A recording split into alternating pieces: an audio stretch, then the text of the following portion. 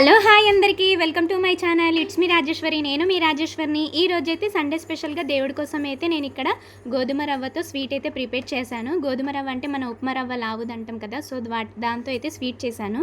ముందుగా అయితే half glass తీసుకొని ఇట్లా ప్లేట్లో వేసుకోవాలి. ఈ విధంగా ప్లేట్లో వేసుకున్న తర్వాత పొయ్యి మీద ఒక ప్యాన్ పెట్టేసి ఇక్కడ నేను 2 స్పూన్ల నెయ్యి వేసుకొని డ్రై ఫ్రూట్స్ ఉంటాయి కదా, బాదం జీడిపప్పు, అవైతే వేసుకొని గోల్డెన్ కలర్ వచ్చే వరకు వేయించుకోవాలి. ఈ విధంగా మనకు గోల్డెన్ కలర్ వచ్చిన తర్వాత వీటిని ఒక ప్లేట్లోకి తీసుకొని సర్వ్ చేసుకోవాలి.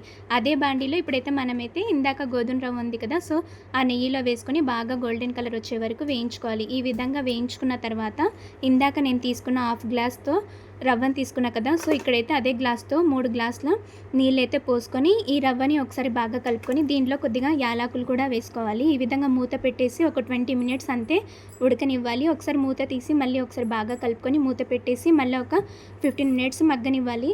ఈ విధంగా మనకి గోధుమ రవ్వ అనేది బాగా ఉడికిన తర్వాత ఈ విధంగా దగ్గరకు వచ్చే వరకు అలానే ఉంచాలి. అప్పుడు డ్రై ఫ్రూట్స్ తగినంత బెల్లం యాడ్ చేసుకొని ఇప్పుడు మళ్ళీ ఒకసారి కలుపుకోవాలి. ఇది మొత్తం మెల్ట్ అయ్యే వరకు బెల్లాన్ని అలా కలిపిన తర్వాత మూత పెట్టేసి మళ్ళీ ఒక 15 మినిట్స్ అయితే ఉంచాలి. ఈ విధంగా అయితే వేడివేడిగా గోధుమ రవ్వ స్వీట్స్ అయితే రెడీ అయిపోయింది.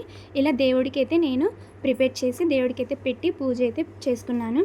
మీకు ఈ వీడియో నచ్చితే లైక్ చేసి షేర్ చేసి సబ్స్క్రైబ్ చేసుకోండి. మీరు ఈరోజు ఎలా చేసుకున్నారో కామెంట్ చేయండి.